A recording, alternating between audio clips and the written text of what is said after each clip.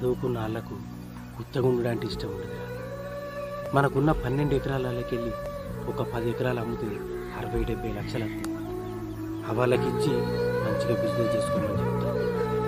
మిగిలిన 2 ఎకరాలతోటి మేము వ్యవసాయం చేసుకొని మా ముగ్గురం ఏదో ఒకటి ఆయనకి చిన్నప్పటికెళ్ళి కట్టాలి.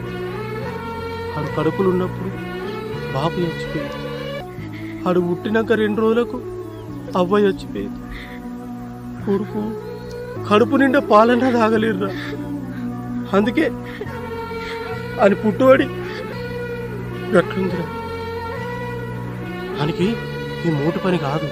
అందుకే అని మంచిగా చదివిపించిన గది గిర్ర తినమనే కుర్చీలా కూర్చొని ముంగడ కంప్యూటర్ పెట్టుకొని అమ్మా నీది 100 అయింది, అమ్మా నీది 200 అయింది అని పంక కింద కూర్చొని మంచిగా సంపాదించాలిరా. నా తమ్ముడు మంచిగా సంపాదించాలి.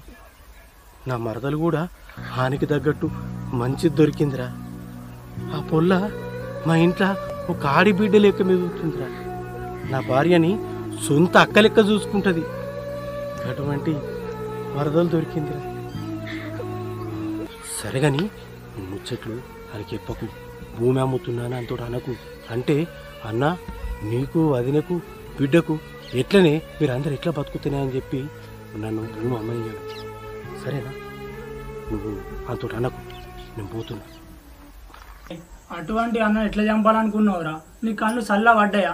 వాళ్ళు ఇప్పుడు నీకు దూరంగా వెళ్ళిపోతుర్రు. నా కోసం ఇంత చేసిన అన్న వదినని చంపాలనుకున్నా. అన్న నన్ను క్షమించమని ముఖం కూడా నాకు లేదు. అరే వాళ్ళకు నువ్వు అంటే ప్రాణం రా. అన్నా తప్పైంది వదినా తప్పైంది అంటే క్షమించరారా? నేను ప్రాణం కంటే ఎక్కువ చూసుకున్నారా? కొడుకు తప్పు చేస్తే తల్లిదండ్రులు క్షమించరారా? వాళ్ళు కూడా అంతే. పో బతలాడిపోవాలను. అరే ఇద్దరు కలిసి పోయి బతలాడిపోరి.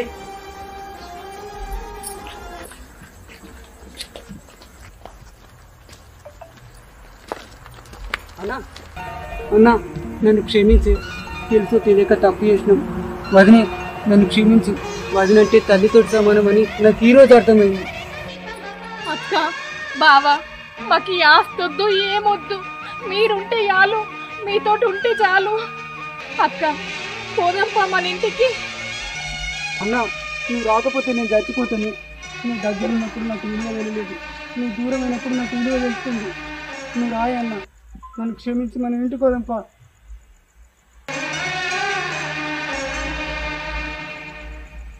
సరేరా పోదాంపా.